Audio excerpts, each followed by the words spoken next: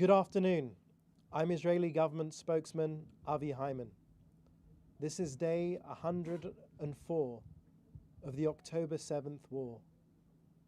Before providing the latest key figures, I want to remind you that today is a special day.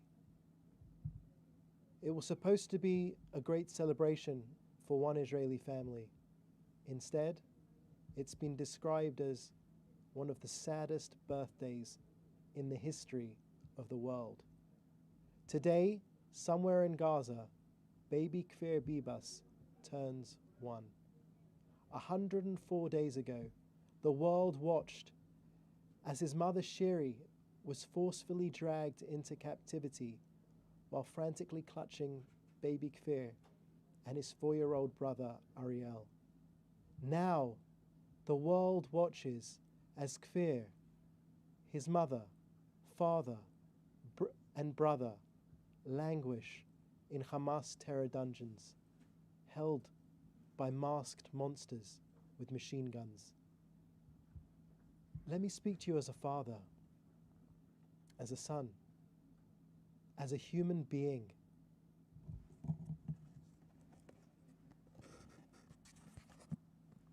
Kfir Bibas is a tiny, defenseless little baby.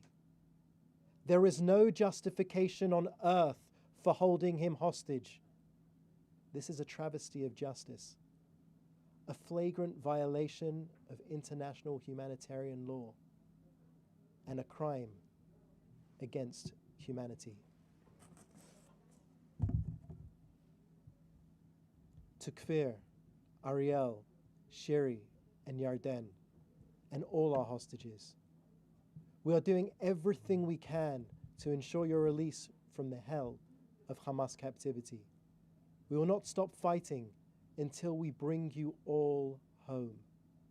People and governments of good conscience around the world should be doing everything in their power to demand the immediate and unconditional release of all 136 hostages who are being held in appalling conditions.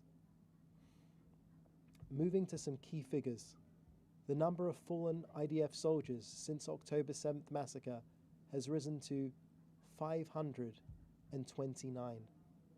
2 more since yesterday's update. The people of Israel mourn the deaths of Staff Sergeant Oriya Ayimalk Goshen and Master Sergeant Anwar Serhan. Our thoughts and prayers are with their families and loved ones. The people of Israel will never forget their devotion and sacrifice. Another figure I'd like to draw your attention to is the number 10,000. $10,000. This is the amount of money that a Hamas terrorist demanded as the price for a severed head of Israeli soldier Sergeant Adir Tahar. Sergeant Tahar's head was discovered in a freezer inside the Gaza Strip. 2 months ago, Adir was buried without his head, identified instead by DNA and personal items in his pockets. For months, his family suffered from a lack of peace of mind, not knowing where the rest of his body lay. Hamas's depravity knows no bounds. The fact that the terrorists ever believed that there was a market for this soldier's decapitated head speaks volumes to the kind of evil confronting Israel. This is the evil that we're fighting to purge. This is the evil Israel must defeat. Overnight, the IDF in Gaza continued its methodical dismantling of Hamas, successfully targeting approximately 60 terrorists, an estimated 40 of those in Khan Yunis. The IDF continues to operate in accordance with international humanitarian law, going to extreme lengths in order to prevent civilian casualties. Searches and arrests are ongoing in the town of Tulkarem. Weapons were found hidden under roads and munitions production facility was destroyed. 15 wanted persons have been detained. Regarding the latest update on humanitarian aid entering Gaza, 208 humanitarian aid trucks were delivered to Gaza yesterday after being inspected by Israel. 91 were sent through the Nitzana and Rafah crossing, and a further 117 went via Kerem Shalom. 114 of the trucks carried food. In addition, 4 tankers of cooking gas, 2 tankers of fuel were successfully delivered for the operation of essential infrastructure. We cannot overemphasize there is still excess capacity at Israeli crossings. All international actors wishing to see more aid enter Gaza should simply send more. Over the last few days, we've successfully facilitated the passage of food trucks from Jordan to Gaza, organized by the World Food Programme. These trucks, inspected at Kerem Shalom, are part of a new humanitarian aid delivery channel aimed at increasing the volume of aid transferred to Gaza. On the health front, additional field hospitals are in the process of being made operational and are expected to open in the coming days.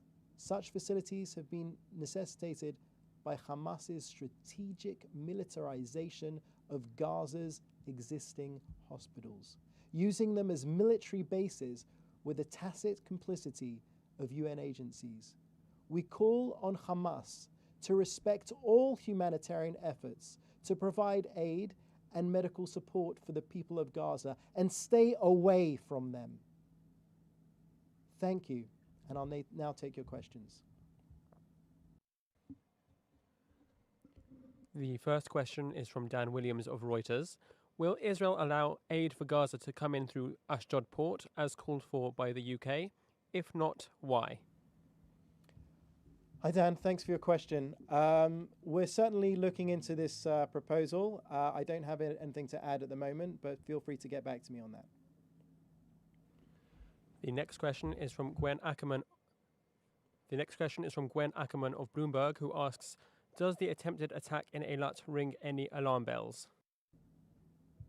I believe we have a statement from the IDF on that, which I do not see here. So maybe we'll loop back to Gwen on that when I get that statement. I just want to make sure to be precise about that. I can see a question from Dr. Abby Korb. Do we have any updates on the medication delivery to hostages? So we have asked that those partners that we're working with to get the medicine to the hostages share evidence with us that the hostages received the medication that they desperately need. To my knowledge, to date, we have not yet seen evidence of that, but we look forward and hope and pray that that happens very soon.